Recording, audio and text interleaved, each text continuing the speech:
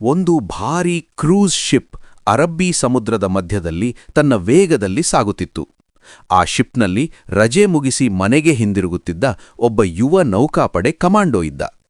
ಪ್ರಯಾಣಿಕರೆಲ್ಲ ಹರ್ಷದಿಂದ ಸಂಭ್ರಮಿಸುತ್ತಿದ್ದರು. ಅಷ್ಟರಲ್ಲಿ ಆಕಾಶದಲ್ಲಿ ಒಂದು ಹೆಲಿಕಾಪ್ಟರ್ ಗದ್ದಲ ಮಾಡುತ್ತಾ ಕಾಣಿಸಿಕೊಂಡಿತು. ಯಾರಿಗೂ ಅರ್ಥವಾಗುವಷ್ಟರಲ್ಲಿ ಕೆಲ ದುಷ್ಕರ್ಮಿಗಳು ಕಬ್ಬಿಣದ ತಂತಿಗಳ ಸಹಾಯದಿಂದ ಶಿಪ್ ಮೇಲೆ ಇಳಿದರು. ಅವರ ಕೈಯಲ್ಲಿ ಬಂದೂಕುಗಳು. ಕ್ಷಣಾರ್ಧದಲ್ಲೇ ಅವರು ಕ್ಯಾಪ್ಟನ್ ಮತ್ತು ಪ್ರಯಾಣಿಕರನ್ನು ಬಂದಿಗಳಾಗಿ ಹಿಡಿದರು. ಎಲ್ಲರೂ ಭಯದಿಂದ ನಿಶ್ಚಲರಾಗಿದ್ದರು. ಆದರೆ ಆ ಕಮಾಂಡೋ ಶಾಂತವಾಗಿಯೇ ಪರಿಸ್ಥಿತಿಯನ್ನು ಗಮನಿಸುತ್ತಿದ್ದ. ಸರಿಯಾದ ಕ್ಷಣಕ್ಕಾಗಿ ಕಾಯುತ್ತಿದ್ದ. ಒಬ್ಬ ದುಷ್ಕರ್ಮಿ ಅವನ ಬಳಿಗೆ ಬಂದಾಗ ಕಮಾಂಡೋ ಅಕಸ್ಮಾತ್ ಅವನಿಗೆ ಬಲವಾದ ಹೊಡೆತ ನೀಡಿದ. ಅವನು ನೆಲಕ್ಕುರುಳಿದ. ಅದನ್ನು ಕಂಡ ಇತರರು ತಕ್ಷಣವೇ ಅವನ ಮೇಲೆ ಗುಂಡಿನ ದಾಳಿ ಆರಂಭಿಸಿದರು.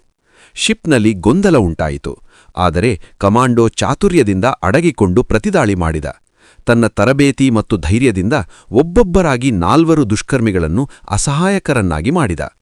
ಕೆಲವು ಕ್ಷಣಗಳ ಉತ್ಕಂಠೆಯ ನಂತರ ಪರಿಸ್ಥಿತಿ ಸಂಪೂರ್ಣವಾಗಿ ಅವನ ನಿಯಂತ್ರಣಕ್ಕೆ ಬಂತು.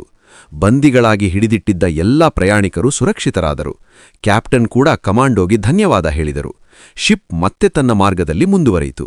ಎಲ್ಲರೂ ಅವನ ಧೈರ್ಯವನ್ನು ಮೆಚ್ಚಿದರು. ಆದರೆ ಕೊನೆಯಲ್ಲಿ ಈ ಸಾಹಸ ಕಥೆಗೆ ಯಾರೂ ಲೈಕ್ ಅಥವಾ ಸಬ್ಸ್ಕ್ರೈಬ್ ಮಾಡಿಲ್ಲ.